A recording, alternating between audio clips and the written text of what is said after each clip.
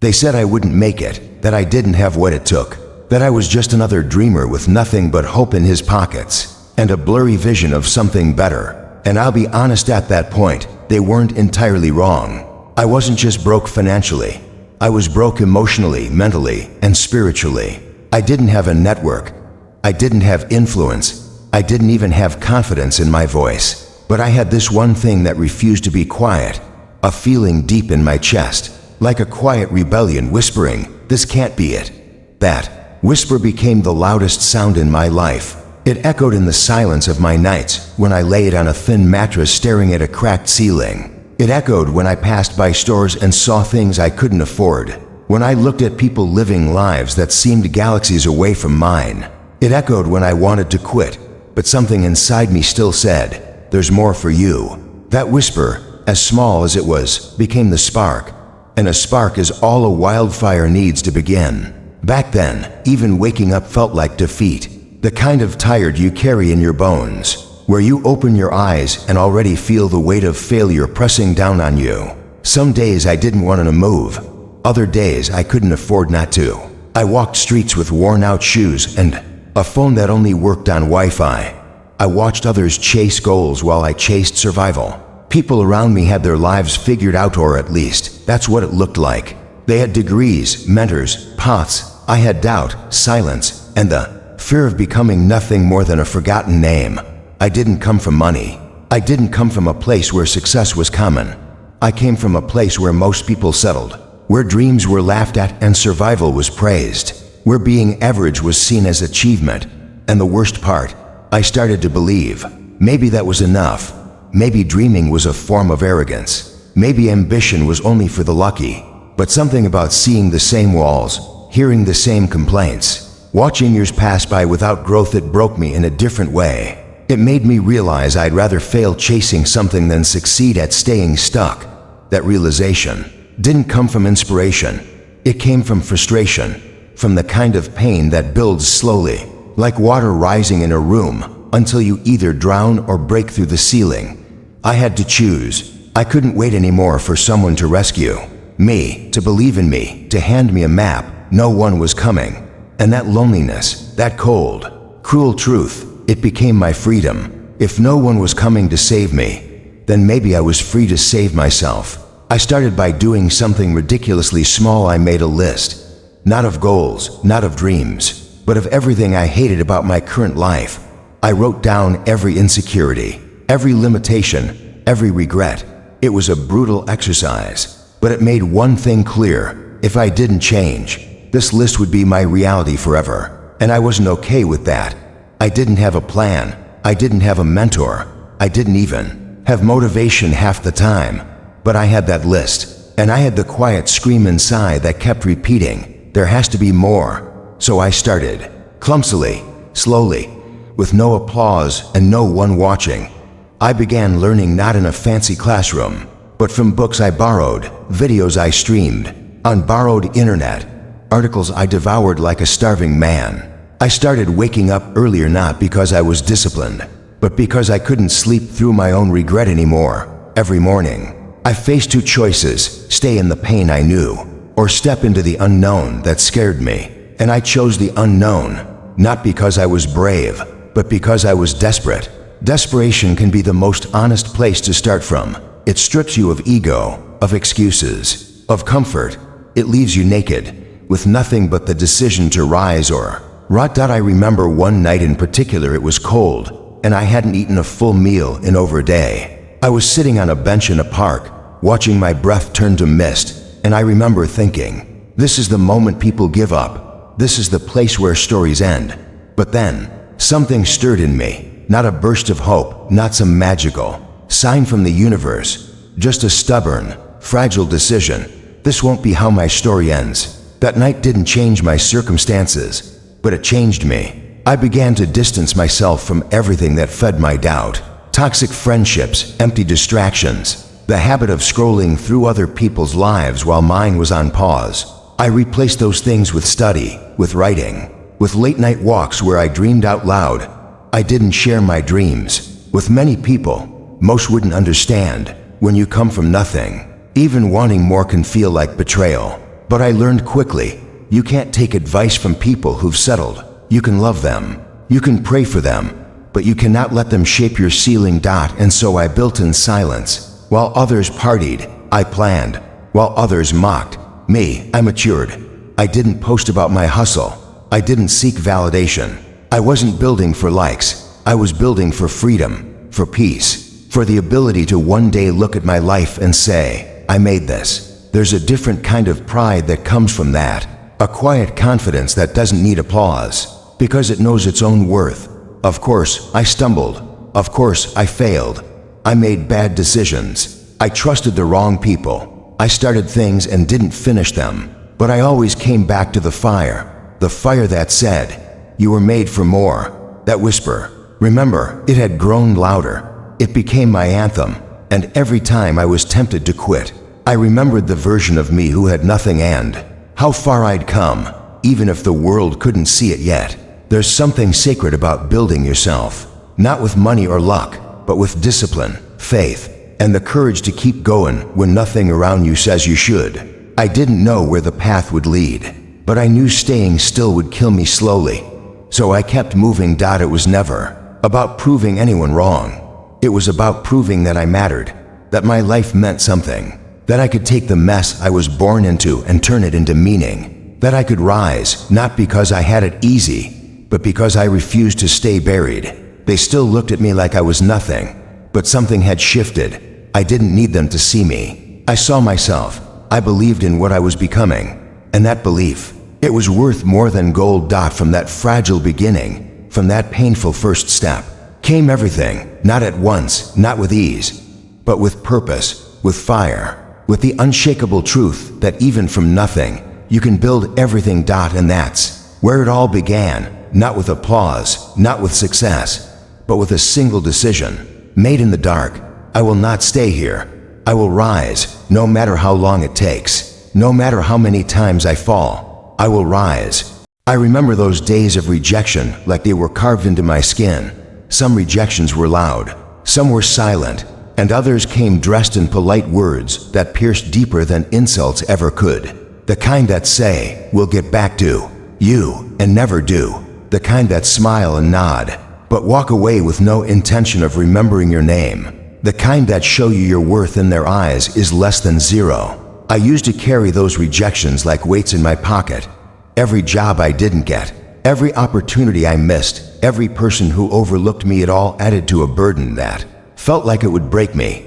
But it didn't. It bent me, it bruised me, but it didn't break me. You don't forget the sting of being invisible. You don't forget walking into rooms where no one looks up because no one expects anything from you. You don't forget the feeling of being surrounded by people, but being completely alone.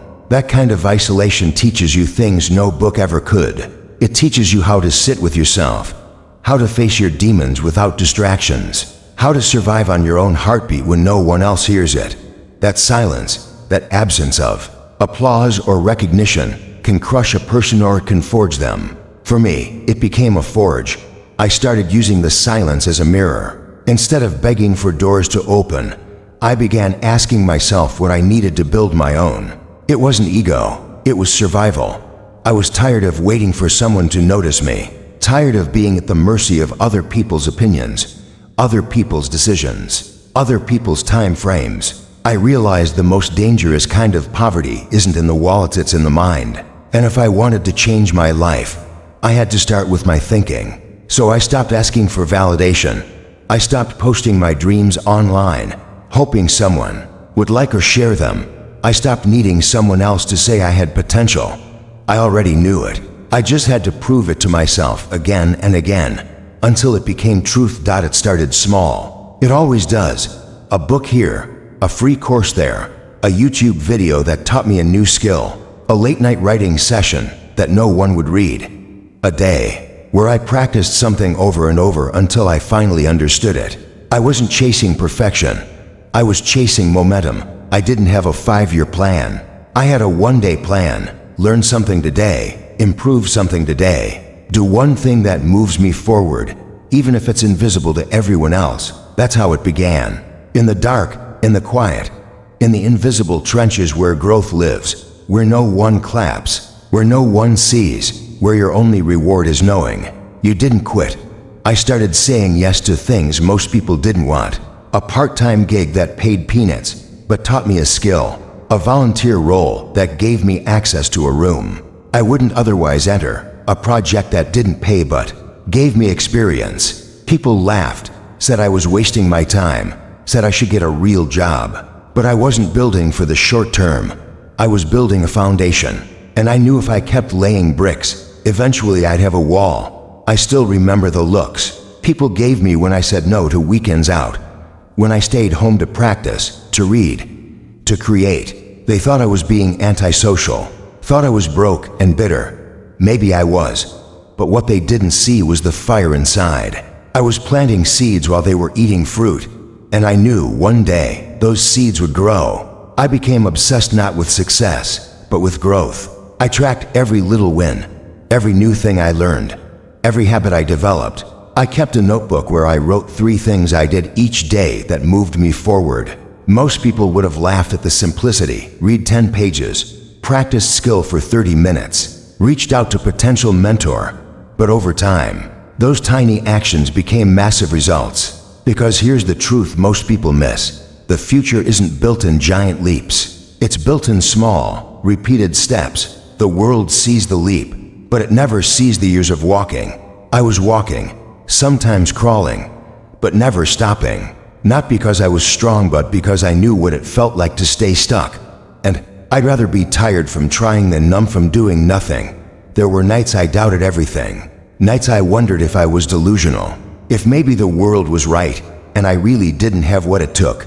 I questioned my path more times than I can count, but every time I wanted to give up, I thought of the version of me who started all this. The one who had nothing, the one who dared to believe, even when it made no sense. I couldn't betray him. He didn't come this far for me to quit now. I remember applying for a position I was barely qualified for. I spent hours tailoring my resume, writing the perfect email. I didn't hear back. Not even a no, just silence. And that silence used to destroy me. But now, I saw it differently. I told myself, they may not respond, but I'm still growing. Every time I try, I sharpen my edge. Every failure teaches me something. Every silence makes me louder inside. And that's the thing when you stop needing the world's permission. You take your power back. You stop asking if you're good enough and start becoming better. You stop waiting and start building. You stop reacting and start creating. That shift, subtle as it may seem, changes everything. I knew it was working when things that used to bother me stopped hurting. When rejection became redirection. When silence became space to create. When doubt became fuel. I began to feel something I hadn't felt in years. Hope, not blind hope, not fluffy optimism, but real, grounded, earned hope. The kind that comes from doing the work and seeing yourself evolve. The kind that doesn't depend on luck or timing or anyone else showing up. People around me began to notice a shift, not in what I had, but in how I carried myself. I walked differently, talked differently, thought differently. I had clarity, I had fire, and even though I still had so far to go, I knew I wasn't the same person anymore. I was transforming. That's the beautiful part about the journey. It sneaks up on you. One day you wake up and realize you're not afraid anymore, that you've survived so many things that used to break you, that you've become someone you once dreamed of becoming, and you didn't even notice it happening because you were so focused on the next step. But I noticed it. I noticed the discipline, the persistence, the late nights and early mornings, the inner battles I kept winning. I noticed the courage it took to keep going without applause. I noticed the strength in my refusal to give up. And I realized something powerful. Maybe the journey was never about proving anyone wrong. Maybe it was about proving to myself that I was capable of building a life no one saw coming. I started thinking long term. I began asking different questions. Not how do I get rich, but how do I build value? Not how can I be successful, but how can I be useful? I stopped chasing fame and started chasing purpose. I didn't want noise, I wanted impact. I didn't want attention, I wanted transformation. The more I focused on growth, the more opportunities began to find me. Slowly, quietly. At first, they were small. A freelance job here, a new connection there. But each one opened a door I didn't even know existed. And with each step forward, I felt more alive, more in control, more like the person I always knew I could be. It wasn't about being the best. It was about being the one who didn't quit, the one who kept showing up, kept improving, kept believing when it would have been easier to stop. That's what separated me, not talent, not luck, just consistency, just grit, just a refusal to go back to the life I came from. And here's the truth most people won't admit. No one is coming to save you. No one is going to hand you the life you want. You have to build it, brick by brick, day by day, through pain, through silence, through rejection, through fear. You have to become your own rescue. That's what I was doing, rescuing myself, one decision at a time, one uncomfortable action at a time, one step forward through 10 steps of failure. I wasn't there yet, but I was on my way. And that was more than enough to keep going. Because once you taste growth, real growth, you'll never settle again. Once you see even a glimpse of who you can become, you'll never go back to being who you were. You'll fight, you'll claw, you'll crawl, but you won't quit. Not now, not ever. And that's exactly what I promised myself. I will not quit. I will not go back. I will build something beautiful from these broken pieces. I will turn these rejections into revelations. I will take the silence and fill it with the sound of progress. I will use every no as a reason to say yes to myself. They don't see it yet, but they will, not because I need them to, but because I've already seen it in me. And that's enough. Change didn't come with a loud announcement. It didn't arrive wrapped in excitement or confirmation. It came slowly, disguised as effort. It showed up in the form of new habits, quiet commitments, and internal battles that no one else could. See, one of the most dangerous illusions in life is thinking transformation should feel dramatic. It rarely does. Most days it feels like you're making no progress at all. Most days it feels like you're pouring everything you have into something invisible. And you wonder if the weight of trying will ever be lifted. But I kept going. I built routines when no one was watching. I woke up before the sun, not because I wanted to, but because I knew no one was going to hand me the life I wanted. I worked while the world slept. I worked while others rested. I studied while others scrolled. I stayed hungry even when I felt exhausted. There was no perfect blueprint, no step-by-step guide for someone like me. All I had was a decision, and that decision had to be made again and again, day after day, until it became part of me. I taught myself discipline like it was a language. At first, I stumbled. I missed alarms. I forgot tasks. I procrastinated more than I wanted to admit. But I refused to give up. I kept writing the to-do lists. I kept trying again. And eventually, something began to shift. My mind, once filled with noise and chaos, started to find rhythm. I began to honor my own promises. I began to treat my goals like commitments instead of suggestions. Every day it was a brick. And though most days I could barely see the structure forming, I told myself, just lay one more. Even if you drop it tomorrow, even if you feel like giving up, just lay today's brick. That mindset saved me, because perfection was never the goal, progress was. Some days I dropped the brick completely. Some days I broke it. Some days I questioned why I was building anything at all. But I always came back. I always picked it up, because something inside me had finally shifted from wishing to working. I wasn't just hoping anymore, I was building, slowly, painfully, but with purpose. And then, one day, something happened. A skill I had been practicing for weeks started to make sense. A concept I couldn't understand suddenly clicked. A stranger messaged me after reading something I had written, and told me it changed the way they saw themselves. That was the first time I realized maybe I was creating value. Maybe all this effort wasn't just self-preservation. Maybe it was impact, and impact, no matter how small, is powerful. I started to see glimmers of change, a response to an email I had sent, an invitation to a small event, a project that paid just enough to cover my rent. They weren't big wins, they weren't glamorous, but they were mine, and that mattered more than anything else, because when you come from nothing, every inch forward is a mountain climbed. Every small win is a roar in your heart. I remember getting paid for my first freelance project and staring at the number on the screen. Like it was a miracle. It wasn't a lot. Most people wouldn't blink at it. But for me, it was a symbol. Proof that I could create. Proof that I had value. Proof that the invisible effort was turning into visible results. I reinvested every cent, not into luxury, not into comfort, but back into growth, back into books, tools, courses, back into the fire. I still looked broke to the outside world, but I felt wealthy with belief. I was starting to feel proud of who I was becoming. And that kind of pride doesn't come from status, it comes from struggle. I remember people asking me, "Why are you working so hard when nothing's guaranteed?" And I would smile, because they didn't understand. Nothing was ever guaranteed for me. But doing nothing guarantees nothing. Working hard at least gives you a chance. And I had decided that I was done watching life from the outside. There's something magical about momentum. It's slow at first, almost imperceptible. But once it builds, it carries you. The days started to blur together, not because they were boring, but because I was in motion. I was learning faster. I was improving quicker. I was doing more in a week than I used to do in a month. And though I still had moments of doubt, they were less frequent, less loud. Because, for the first time, my belief in myself was louder than my fear. I started to meet people I once thought were out of reach. I started conversations that turned into collaborations. I stopped seeing myself as a victim of circumstances and started seeing myself as a student of life. Every mistake was a lesson. Every setback was a redirection.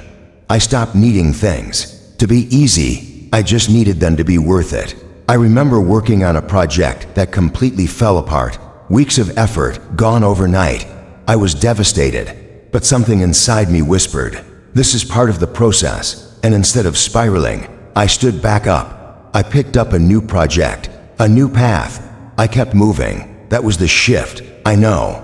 Longer feared failure. I expected it. Not as a punishment, but as a part of progress. I realized that effort is never wasted. Even when it doesn't lead to the result you hoped for, it leads to growth. It builds something in you, something unshakable, and that something becomes the foundation for everything else. I began to understand the difference between motion and movement. Before, I was always busy but never really progressing. Now, every step I took was aligned with a vision. I wasn't just doing things, I was becoming someone consistent, someone intentional, someone I respected. And that was one of the most unexpected gifts of the journey: self-respect. Not pride, not arrogance, but a quiet admiration for the version of me who refused to give up. The version of me who kept showing up, who kept trying, who kept believing even when belief felt foolish. When you operate from that space, everything changes. The world doesn't get easier, but you get stronger. The problems don't disappear, but your confidence grows. You stop fearing the future and start preparing for it. You stop comparing your pace to others and start honoring your own path. And somewhere along the way, I realized that growth is contagious. The more I improved, the more I inspired others. Friends started asking for advice. Strangers reached out to say thank you.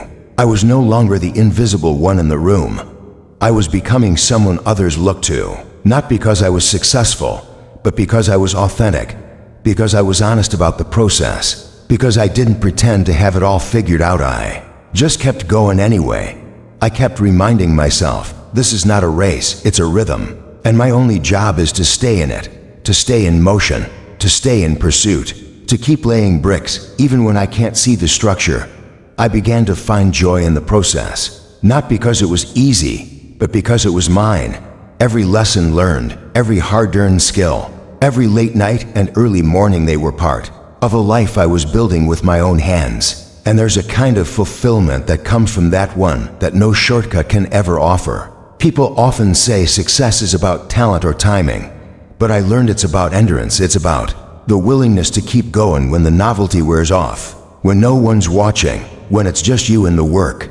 That's where champions are made, not on stages, but in silence. I no longer needed external validation. I didn't need a spotlight.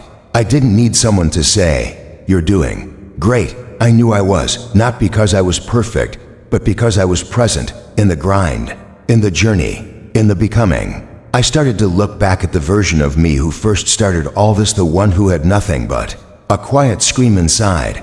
I wanted to thank him for believing, for trying, for not giving up when everything said he should. Without him, none of this would exist. Without that fragile first step, there would be no momentum, no change, no future. And so, I made a promise to that version of me.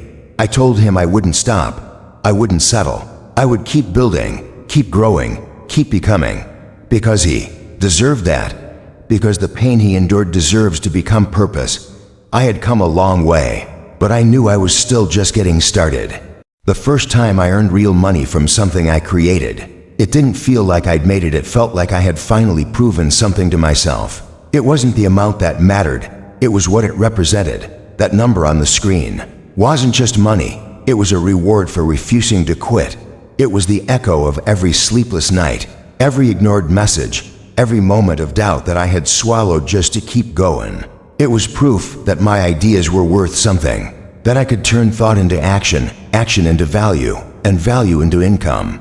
I stared at the payment notification for a long time. I kept refreshing the screen, almost in disbelief.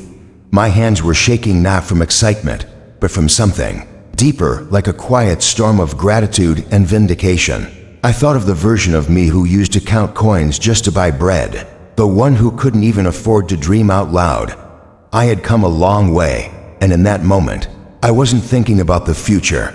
I was sitting fully inside the present, letting it wash over me like water on dry earth. That the money wasn't much in the eyes of the world, but to me, it was sacred. It wasn't given, it was earned. Earned through faith when I had no applause, earned through hustle when no one believed, earned through building something from nothing, with my own hands, my own thoughts, and a heart that had refused to give. And I didn't spend that money right away. I saved it, not because I was afraid to lose it, but because I wanted to remember what it symbolized. That first transaction wasn't the destination, it was the first signpost that told me I was on the right road. I didn't celebrate loudly. There was no party, no announcement, just a quiet moment between me and my screen, between the person I had been and the person I was becoming. I knew right then that this was what freedom felt like, not the freedom of luxury or excess, but the freedom of possibility, the freedom of knowing I didn't have to beg anyone to give me a shot. I could make my own shot. That feeling became addictive, not the money, but the independence, the ownership, the quiet pride of creating value and being rewarded for it. So I reinvested it all, every cent. I didn't buy new clothes, I didn't upgrade my phone. I bought books, I bought software, I signed up for tools I needed. I bought time by outsourcing small tasks so I could focus on what really mattered. I wasn't thinking like someone who wanted to make money, I was thinking like someone who wanted to build a machine that could create it. I still looked broke from the outside. My clothes were the same, my phone screen was still cracked. I still lived in the same small apartment with the peeling paint and flickering light bulbs. But something inside me had changed completely. I was no longer broke. I was rich in vision, rich in potential, rich in the kind of confidence that comes from taking your power back. And that kind of wealth, that internal kind, is what always leads to the external. My days became more structured. I treated my work like it was already $1 million business, even when it brought in barely enough to pay for dinner. I created systems. I tracked progress. I kept records. I built workflows and checklists and goals. I set deadlines even when no one else was waiting. I became my own boss before anyone else would ever think to hire me. I respected my time because I understood now that time was the real currency, and every minute wasted was money and growth burned. People around me started noticing small shifts, not the kind you brag about, but the kind you feel. I walked differently. I spoke with more conviction. I didn't need to shout to be heard. I didn't need to convince anyone of my direction. I just quietly kept moving, and the more I moved, the clearer the path became. I no longer felt like I was stumbling in the dark. I had found my light, and it was coming from within. Then came the next project, a little bigger, a little more challenging, a little better paying. And I said yes, not because I was ready, but because I was committed to becoming someone who would rise to the occasion. Every new opportunity was both terrifying and thrilling. I didn't always know what I was doing, but I knew what I was learning. I embraced being a beginner again and again, because growth lives in discomfort. I started building a small team. At first, it was just a virtual assistant for a few hours a week, then a graphic designer, then a developer. It wasn't easy to let go of control. I had been doing everything on my own for so long. But I realized that if I wanted to scale, I had to trust, not just others, but myself. I had to trust that I could lead, that I could build something bigger than me, that I was no longer the person who had to do everything just to survive. I was becoming someone who could delegate to grow. I learned to say no to distractions, to bad deals, to clients who didn't respect the value of my time or work. That was one of the hardest lessons. When you come from nothing, you're used to saying yes to everything, terrified that the next opportunity might never come. But real success demands discernment. I had to protect my energy. I had to prioritize the long game over instant gratification. And as the money grew slowly but surely, I made a quiet vow to myself. I would never forget where I came from. I would never let success turn into ego. I would never let comfort kill my hunger. So I kept a journal, a messy, unfiltered record of every mistake, every breakthrough, every quiet victory. I wanted to remember what it felt like to be invisible, because that pain had built me. It had trained me. It had turned me into someone who could endure. I started giving back, not publicly, not for applause, but privately. I started paying for people's groceries anonymously. I donated to causes that I wished someone had donated to when I needed help.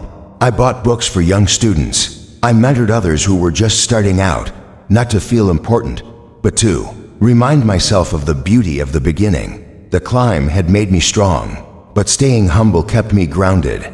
There's a moment in everyone's journey when they realize they've shifted from desperation to drive. That moment came to me not when I made the most money, but when I turned down a deal that once would have made me jump. I said no because it didn't align with who I was becoming. That's when I knew I had leveled up, not financially, but mentally, emotionally, spiritually. I was no longer reacting to life. I was creating it. I stopped being obsessed with proving people wrong. I didn't need revenge. I didn't need validation.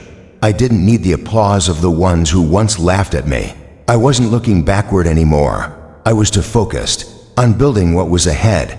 I had shifted from survival mode to strategy mode, and that was a shift no amount of money could buy. I created a routine that worked for me, not because it was trendy, but because it was necessary. I journaled in the mornings. I moved my body.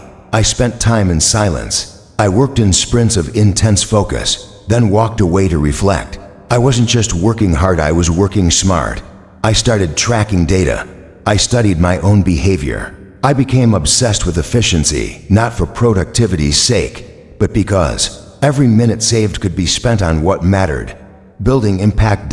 And through it all, I stayed close to the fire that started everything. That whisper, that scream inside that said, "There's more," it never left me. In fact, it grew. It grew louder with every success, not out of greed, but out of responsibility. I knew that the higher I climbed, the more hands I could reach down and pull up. I wasn't building just for me anymore. I was building for every kid who's ever been told they won't make it, for every underdog who dares to believe. Eventually, I looked around at the life I had created, and it felt surreal. The same streets that once mocked me now watched me pass by with quiet respect. The same people who doubted me now asked for advice. But the greatest transformation wasn't in my surroundings, it was in me. I was no longer afraid, no longer small, no longer surviving. I was building, creating, living. That first paycheck may have been small in numbers, but it was huge in meaning. It marked the beginning of the climb, the start of everything. It reminded me that success is not a sudden explosion, it's a quiet evolution. It begins with belief, grows with discipline, and lives in the hearts of those who never give up. The man I was back then, staring at that first payment with disbelief, had no idea what was coming. But he had already won, not because of the money, but because he had decided to stop waiting for permission and start creating his own path. And that decision, made in silence, made in pain, changed everything. People started asking me how I did it. At first, I didn't even know how to respond. Not because I had some secret, but because I didn't.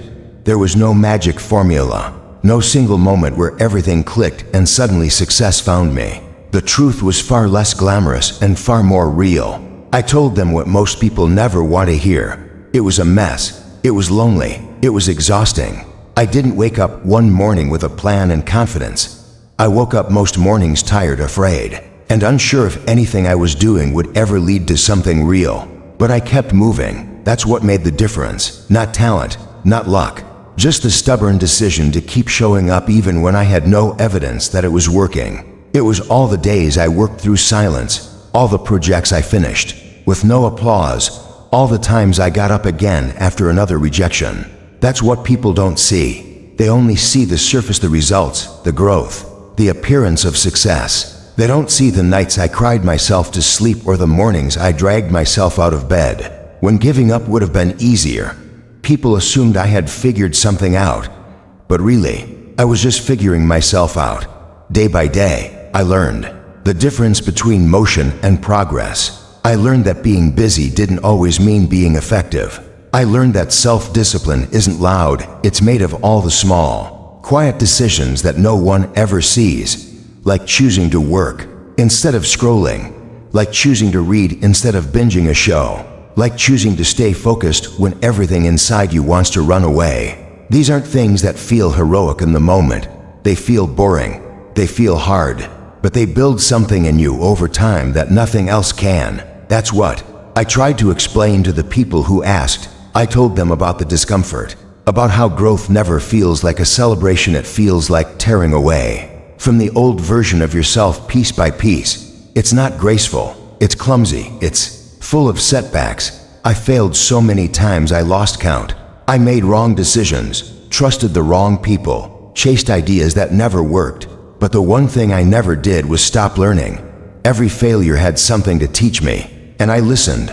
I told them how I stayed up late reading articles no one asked me to read, how I rewrote the same idea 100 times until it finally made sense, how I watched tutorials over and over because I didn't have anyone to teach me, how I said yes to things that didn't pay because I knew the experience would pay me in the long run. I wasn't chasing a paycheck, I was chasing momentum. I was chasing the version of me I hadn't met yet, but knew I was capable of becoming.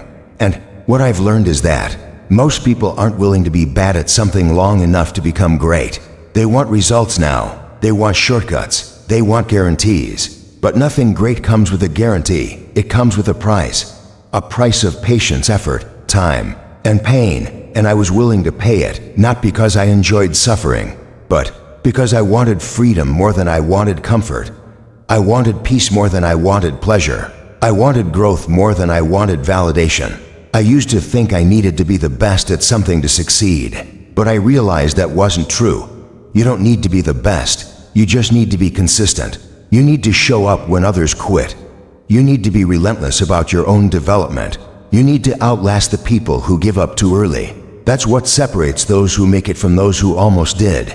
Not genius, not brilliance. Just the simple decision to stay in the game long enough for it to finally turn in your favor. I stopped measuring myself against others. I stopped worrying about who was ahead or who got there first. I realized that comparing your journey to someone else's is like comparing to books. By flipping to random chapters, you don't know where they started. You don't know what they lost, what they fought through, what they sacrificed, and most of the time, they don't know those things about you either. So I stopped looking sideways. I put my head down and focused on my own path. I knew where I started. I knew what I had overcome. And I wasn't going to waste any more energy trying to make my journey look like anyone else's. The work was still hard. It still demanded everything from me. But I learned to find meaning in it. I learned to love the process, even when it didn't love me back. Because that's what it means to be committed not to the outcome, but to the process, to doing the work even when it doesn't pay off right away, to trusting that the foundation you're building now will support something great later. That's how I lived for a long time in faith, not blind faith, but earned faith. Faith that came from showing up again and again and seeing myself Survive things I never thought I could. And eventually, that survival turned into strength. Quiet, unshakable strength. The kind you carry not on your face, but in your soul. The kind that doesn't need to prove itself to anyone. I knew who I was. I knew what I had endured. And that knowing gave me peace. I didn't need everyone to believe in me. I believed in myself. That was enough. People asked how I found motivation. But motivation was never the fuel. Discipline was. Purpose was. Motivation fades. It's a feeling. But discipline is a decision. And purpose is the engine that keeps it running. I wasn't driven by the desire to impress anyone. I was driven by the desire to never go back to where I started. I remembered how it felt to be ignored, how it felt to be powerless, how it felt to be stuck. And that memory became a fire I never wanted to extinguish. I stopped needing overnight success. I started embracing the slow burn, the kind of growth that doesn't show for a long time. But when it does, it lasts. I wasn't building for today. I was building for the next decade. I was building something that would outlast me. That meant I had to be patient. That meant I had to get used to moving without applause. That meant I had to work in silence and trust that one day the noise would come. And it did. Eventually, the work started to speak for itself. People began noticing. Opportunities started arriving without me chasing them. But by then, I had changed. I no longer needed validation to feel valuable. I was already complete within myself. The recognition was nice, but it wasn't the reason. The reason had always been the same: to grow, to become, to rise. Not for approval, but for freedom. Even as things got better, I never let go of the habits that carried me through the struggle. I still woke up early. I still planned my days. I still studied, still learned, still refined. I stayed hungry, not because I was afraid of falling back, but because I loved the pursuit. The journey had become part of me. I couldn't imagine not striving anymore. I couldn't imagine settling, not after everything I had seen, felt, and learned. And now when people ask how I did it, I still tell them the truth. It wasn't magic. It was mess. It was effort. It was resilience. It was choosing progress over perfection. It was staying when everyone else walked away. It was failing and showing up again. It was doing the boring, unsexy work while everyone else was waiting for inspiration. That's what it really takes. That's the part no one claps for. But that's where everything begins. I don't pretend to have all the answers. I'm still learning, still falling, still getting back up. But I know this much. You don't have to be the best. You don't have to have it all figured out. You just have to care enough to start and strong enough to keep going. You just have to believe that your effort matters even when no one else sees it. Especially then, because when you build from that place, from that raw, honest, broken place, what you create will be real. It will be solid. It will be yours. And no one can take that away from you. There came a time in the journey when the struggle wasn't just about surviving anymore. It was about staying aligned. It's one thing to rise when you have nothing, when hunger drives you, when pain fuels every decision.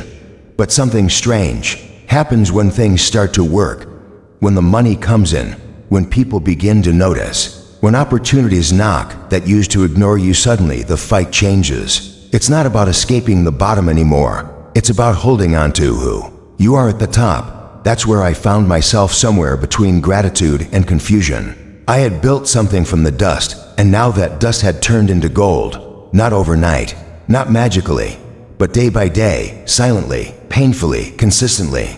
The same things that once made me invisible had now made me valuable.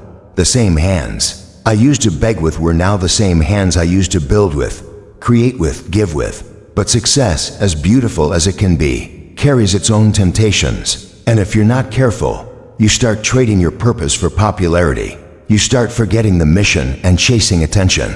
You stop building from your soul and start performing for the crowd. It didn't happen to me instantly. It crept in quietly, in small compromises, in the temptation to say yes to things that looked good but didn't feel right, in the urge to please everyone because everyone was finally looking. I started noticing that I was working harder to be seen than to be sincere, that I was starting to value applause more than alignment. And the scariest part was I could feel myself drifting, but it was so subtle, so seductive, that I almost welcomed it. That's when I knew I had to pause. I had to return to the silence I came from. Not because I was losing, but because I was losing myself. And I remembered what the silence taught me, that everything good in my life came not when I was loud, but when I was honest. Not when I was visible, but when I was grounded. So I took a step back, not from the work, but from the noise. I stopped posting. I stopped explaining. I stopped showing the world every move and started asking myself, what really matters now? Who am I when no one is watching? Because the hardest battle is not when you have nothing. The hardest battle is when you start to have something and must protect the very soul that got you there. I spent nights reflecting, asking the questions no one wants to answer. Am I doing this for approval now? Would I still do this if it brought no recognition? Is my work still pure, or is it poisoned by pressure? And those questions broke me in the best way, because they reminded me that growth isn't a finish line, it's a lifestyle. It doesn't stop when you start winning. In fact, that's when the real test begins. I started to realize that success is not defined by the numbers, the followers, or the fame. It's defined by peace, by integrity, by how closely you live to your truth. And truth doesn't scream, it whispers. You have to be quiet enough to hear it. I remembered who I was before the world noticed. I remembered the long walks with empty pockets but full vision. I remembered the dreams I scribbled on old receipts. I remembered how powerful I felt, not when I was paid, but when I created something honest, something real. That's what I wanted to return to, not the struggle, but the sincerity. So I started saying no again, not just to distractions, but to anything that didn't feel right in my spirit. I reminded myself that just because I could do something doesn't mean I should, that every opportunity isn't aligned, that some growth looks like subtraction. And it was hard turning things down that I once dreamed of, declining offers that would have made me feel important. But I knew that if I kept saying yes to what looked good, I'd miss what was actually good for me. I started recentering my routines. I built my mornings with stillness again. I listened instead of chased. I created without posting. I worked in silence. I wrote letters to myself. I asked again and again, is this true to me, or is this a performance? What I found in that season was something I almost lost: joy. The kind of joy that comes not from outcomes, but from alignment, from knowing you're living in rhythm with your heart. I rediscovered the beauty of building without needing to be seen, of growing without the pressure to prove. I was successful now, but I wanted to be whole. I remembered the faces of those who helped me when I had nothing, the ones who cheered for me when I had no wins to show. And I started reaching out. I started giving back more intentionally, not just money, but time, energy, encouragement. I began mentoring others, not as an expert, but as a reminder that it's possible. I told them not just about the wins, but about the confusion, the moments of drifting, the pain of success that no one warns you about. Because if you're not careful, success can trap you in a performance. You become the brand instead of the being. And I never wanted to lose my being. So I fought for my soul again, not in the same way as before, but just as fiercely. And that's when I found a new level of clarity. I started to build differently, not bigger, deeper. I focused not just on growth, but on legacy. Not just on income, but on impact. I started asking better questions. Does this serve people? Does this honor my truth? Does this move the needle in people's hearts, or just on a screen? I began creating from a place of purpose again, not pressure.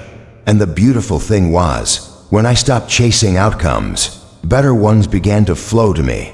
When I honored the process again, the results followed, and they felt different, lighter, freer, because I knew I didn't compromise anything to get them. I rebuilt my boundaries. I protected my peace like a sacred treasure. I understood now that not everyone who claps is on your side, and not everyone who follows deserves access to your life. I learned to be kind, but not available to everyone, to be generous, but not drained, to be visible, but not exposed. That balance became my new discipline, and through all this, I kept returning to gratitude, because no matter how far I had come, I never wanted to forget the early days, the hunger, the heartbreak, the rejections. They weren't just stepping stones, they were sacred. They were the fire that forged me, and I carried them like medals, not wounds. They reminded me that I didn't just arrive here, I earned it. And in that remembering, I found reverence for the journey, for the silence, for the struggle that shaped every part of me. Even now, I wake up and remind myself you don't get to stop growing, not because you're chasing more, but because becoming is the point. Not building a kingdom of things, but becoming someone unshakable, untouchable by the world's applause or its criticism. That's the real wealth, because from nothing, I gained everything. And that everything wasn't just material, it was mental, emotional, spiritual. I had built a life, yes, but more than that, I had built a version of myself I could be proud of. One who didn't just survive the storm, but learned how to dance in the rain. One who didn't just reach the mountaintop, but remembered the valley. One who chose integrity over image, purpose over performance, soul over spotlight. And that is the kind of success no one can take away from you. That is the kind of success you carry with you everywhere you go. That is what it means to go from nothing to everything, and still remain you. The turning point wasn't a moment that felt glorious or even certain. It was quiet, subtle. It was the day I realized I no longer feared losing everything. That's when I knew I had grown. Not just financially, not just professionally, but at the core of who I was. There was a time when I was terrified that if I failed, I'd never recover. That if I made the wrong move, the fragile world I'd built would crumble. But I had been through too much now. I had built and rebuilt so many times that I no longer feared the fall. I had made peace with it. Because when you've been at the bottom and survived, there's a certain freedom in knowing you can do it again if you have to. That freedom is rare. It's quiet. It doesn't shout like success. It doesn't shine like wealth. But it's real. It's solid. It's the kind of freedom that doesn't come from what you have, it comes from who you've become. I didn't arrive at that place overnight. It took breaking. It took rebuilding. It took losing things I thought I couldn't live without. People, opportunities, illusions. It took realizing that not everything I lost was a tragedy. Some of it was mercy. Some of it was clearing space. Some of it was setting me free from cages I didn't even know I was living in. I had started this journey chasing a better life, a better bank account, a better version of myself, and I got those things slowly, painfully. But along the way, I got something far more important: clarity. I started to see what actually mattered. I stopped being addicted to more. I stopped chasing noise. I stopped thinking that value came from visibility. Because here's the truth no one tells you: not everything that grows is healthy. Not everything that shines is worth chasing. And not everything that's loud is meaningful. I used to think I needed more money to feel secure. Then I made more money and realized that if your mindset is still in survival mode, no amount will ever feel like enough. I had to heal the root, not just decorate the branches. I had to look at the beliefs I carried from my past, the ones that told me I wasn't good enough, that I had to struggle to deserve anything, that happiness was reserved for other people. I had to unlearn everything that broke me. That's a part of the journey no one talks about enough. The inner work. The part where you confront not just the world, but your own mind, your own wounds, your own patterns. Because without that, no amount of success will satisfy you. You'll still feel empty, still feel like an imposter, still feel like you're running from something even when you're standing in everything. You once prayed for dots, so I did the work. I sat with my pain. I stopped distracting myself. I forgave people who would never say sorry. I forgave myself for not knowing better when I was just trying to survive. I let go of shame. I let go of the weight of needing to prove myself to people who weren't even watching anymore. I chose peace over performance. I chose truth over trends. I chose to build a life that felt good on the inside, even if it didn't look impressive on the outside. And that's when everything started to change again. Not because the world changed, but because I did. I began creating from a deeper place. I began connecting with people differently.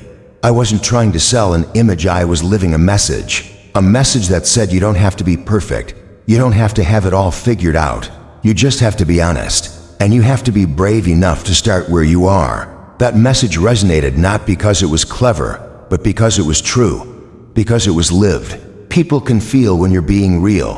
And in a world full of noise, realness is rare. It's magnetic. It doesn't need to convince. It just speaks. I started mentoring more, not because I had all the answers, but because I remembered what it felt like to be lost. I remembered sitting alone, wondering if I was wasting my time, wondering if I'd ever make it. And I wanted to be the voice for someone else that I never had. Not a cheerleader, not a savior, just someone who says, I've been there too, and you're not crazy for dreaming. The most beautiful part of growth is when it becomes about others, when you're no longer just climbing for yourself, when your wins aren't just about your ego, they're about expanding what's possible for others too. That shift gave everything I did a new energy, a deeper why. I wasn't just building a brand or a business. I was building bridges, pathways, proof that starting from nothing doesn't disqualify you.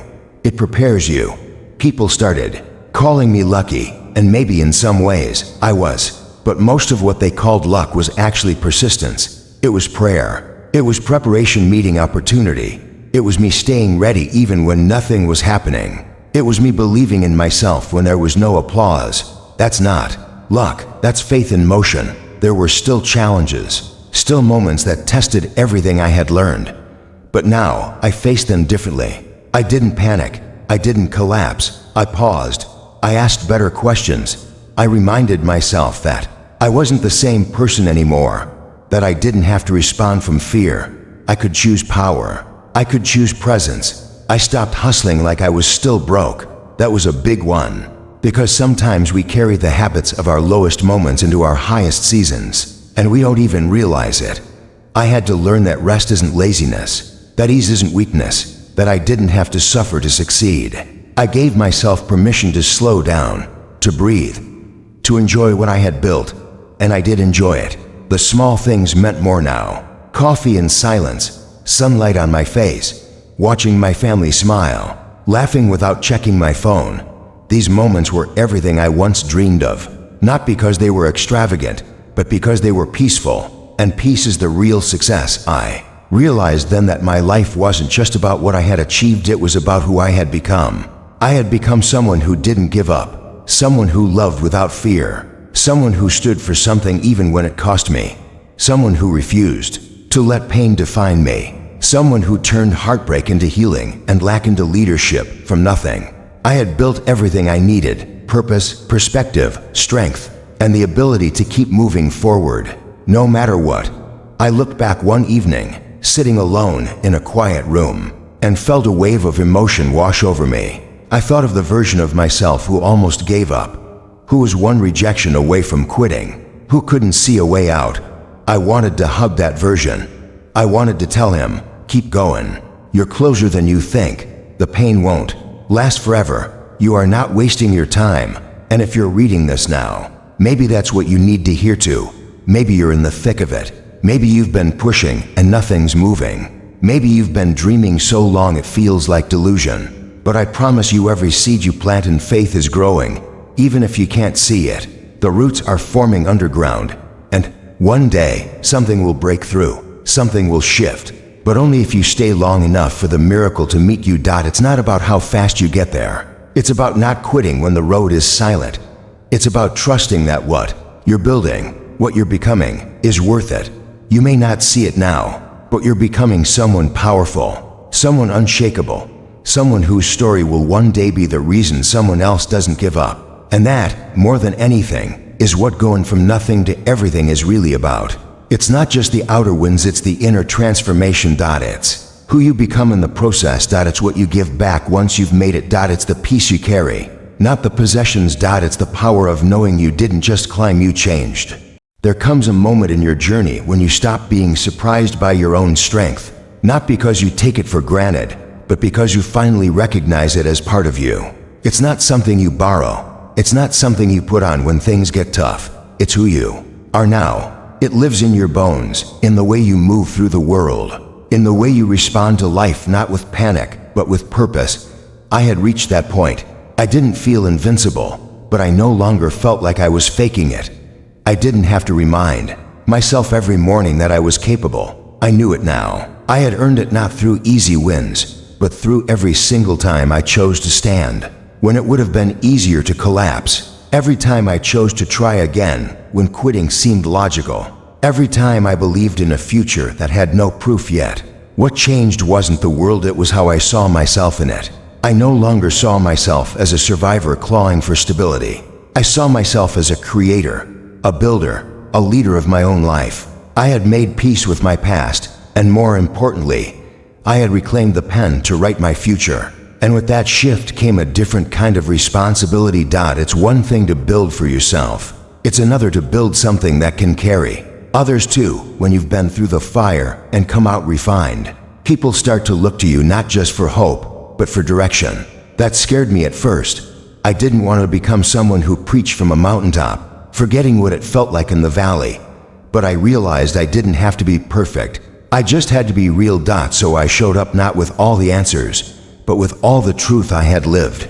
I started to speak more openly about the process, about the times I failed, about the months I questioned everything, about the days I doubted myself more than I dared to admit, not to gain sympathy but to give honesty, because people are starving for realness, for someone to say, it's hard, but it's worth it, it's messy, but it's beautiful, it's painful, but it will shape you in ways you can't imagine. And as I opened up, something happened. People began to open up too. I started hearing stories from others who were in the exact places I once stood. Stories of fear, of frustration, of feeling invisible, stories of wanting to quit, but holding on anyway. And in their words, I saw a reflection of my old self. That version of me who prayed for a sign, who begged the universe or God, or life to show me that it wasn't all for nothing, that someone understood. So I made it my mission, not to just build success, but to build space, safe space, real space, where people could grow without shame, where their dreams weren't laughed at, where their struggle wasn't belittled. I knew what it meant to feel like the world didn't have room for you. I wanted to create the very thing I once needed. That's when I understood. Success isn't about arriving, it's about becoming someone who creates more than they consume, who gives more than they take, who lifts others as they climb. It wasn't about being seen anymore. It was about seeing others. And as I kept walking this path, I noticed another shift. I wasn't hustling out of fear anymore. I was moving from vision. I wasn't working to escape something. I was working to build something meaningful. That shift, subtle as it was, changed the quality of everything. The work became richer. The conversations became deeper. My presence, my energy, my impact, it all felt different. Like I had stepped into alignment with who I was always meant to be. I stopped chasing speed. I started prioritizing depth. I wanted to go further, not just faster. I wanted to build things that would outlive trends, outlast noise, outgrow platforms. I wasn't building for attention, I was building for legacy, for people, for purpose. I also started protecting myself in ways I hadn't before. Not because I was afraid, but because I finally understood the value of my time, my energy, my peace. I no longer said yes just to be liked. I no longer explained myself to people committed to misunderstanding me. I no longer watered myself down just to make others comfortable. That kind of self-abandonment used to be normal to me. But now, it felt like betrayal. And I refused to betray the version of me who fought so hard to become whole. So I set boundaries. I honored my rhythms. I took breaks without guilt. I said no without apology. Not because I was trying to be cold or distant, but because I was trying to be healthy. I knew that I couldn't pour into others from an empty cup. I had to protect the source of everything I was giving.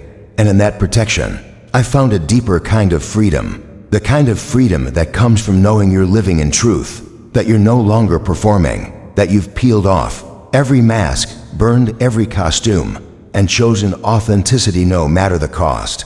I began to attract different things, different people, opportunities that align not just with what I could do, but with who I truly was.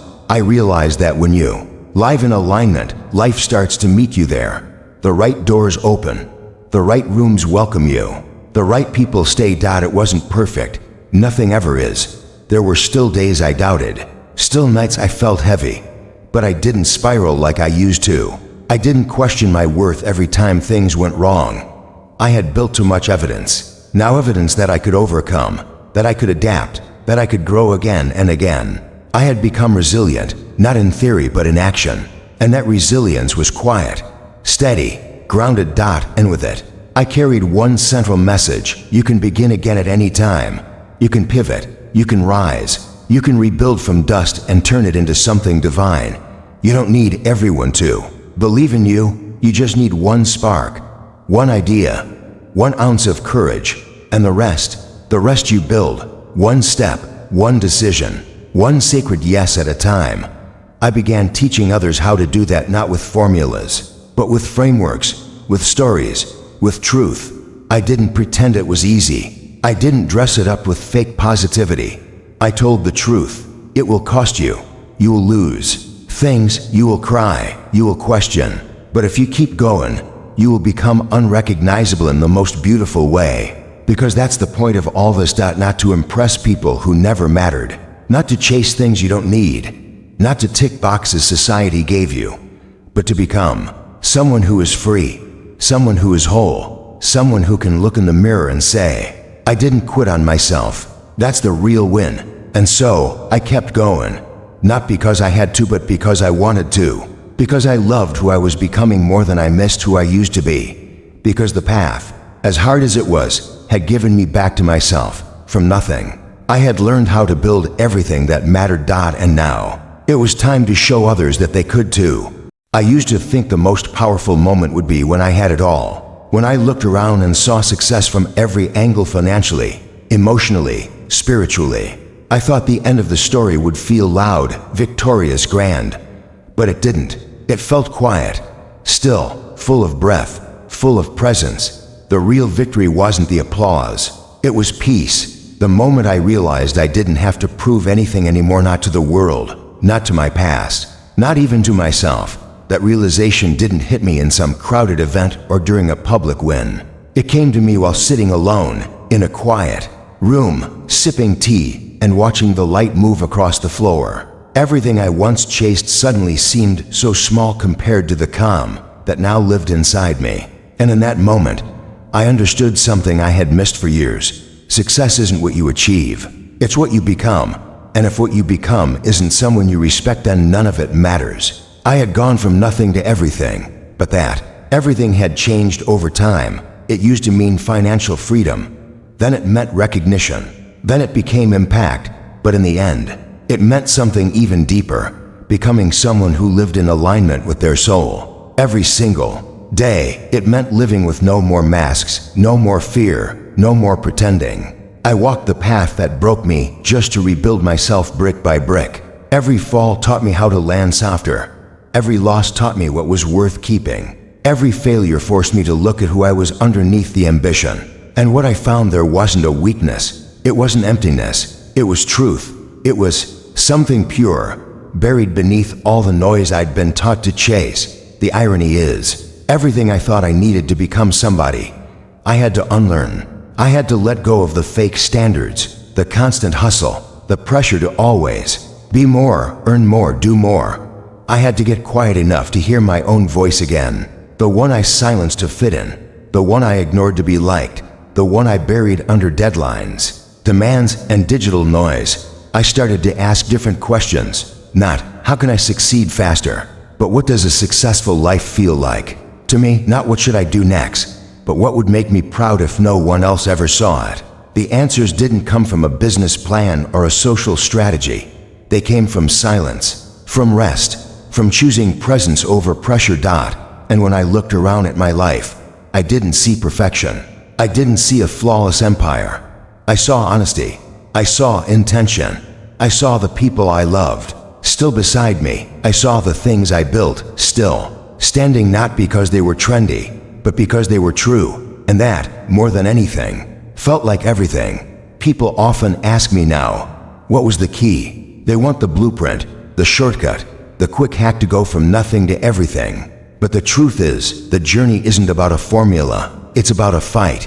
Not a fight with the world, but with yourself, with your doubts, with your distractions, with the parts of you that whisper, you're not good enough. When you're standing inches from the breakthrough, the real work wasn't in the doing, it was in the becoming. I had to learn how to love myself when I wasn't performing. I had to learn how to rest without guilt. I had to learn how to forgive myself for the years I played small, dimmed down, and said yes to things that broke my heart just to be accepted. And if I could go back to the beginning, the version of me who had nothing, I wouldn't hand him a roadmap. I'd hand him a mirror. I'd tell him to look at himself, really look, to see that all along, the treasure was never out there, it was inside. He just had to believe in it long enough to bring it out. He had to stop waiting for permission and start showing up like his presence was already enough. I'd tell him that the road would get dark and that people he loved would leave, that the silence would feel unbearable at times, that he'd work hard and still fail, that he'd give his best and still be misunderstood. But I'd also tell him something else, that he would survive all of it, that one day the fire would turn into fuel, that one day he'd stop running from himself and start running toward something far more beautiful. I'd tell him that love would come not just from others, but from within. That peace wasn't a destination, but a choice made every day. That his value was never based on his productivity. That slowing down doesn't mean falling behind. That healing is the bravest form of success. I'd tell him that the tears he cried in silence would water the roots of something magnificent, that the pain would turn into poetry, that the confusion would become clarity, that the delay wasn't denial, it was preparation, that no dream worth having shows up without a fight. And I'd remind him that even when he felt forgotten, heaven hadn't forgotten him, that even in the chaos, something sacred was unfolding, that all of it, the doubt, the delay, the rejection, was carving him into someone extraordinary, someone who would not only rise, but help others rise too, because that's what this journey was truly about. Not building an empire, but building a mirror so others could see their own potential, reflected back. Not chasing dreams, but becoming the kind of person who lives them daily, not because it looks good, but because it feels right. Not going from nothing to everything in the eyes of the world, but becoming everything to the one person who matters most, yourself. That's the final victory. To be whole, to be true, to be free. So if you're reading this now, standing where I once stood, confused, tired, doubting your worth, let this be the sign you've been praying for. You are not too late. You are not too broken. You are not too far gone. You are becoming. And becoming takes time. Becoming takes courage. Becoming takes falling and getting back up again and again, even when you're not sure why anymore. But one day, it will all make sense. One day, you'll look back and realize every painful step was placing you exactly where you needed to be. One day, the silence will bloom into wisdom. The heartbreak will harden into strength. The waiting will become worth it. And when that day comes, you won't just celebrate what you gained, you'll celebrate who you are. From nothing, you became someone powerful. From nothing, you built a life that matters. From nothing, you discovered everything that was already inside you. And when the world finally sees you, really sees you, they'll call it success. But you'll know the truth. It was never about what they saw. It was always about what you became.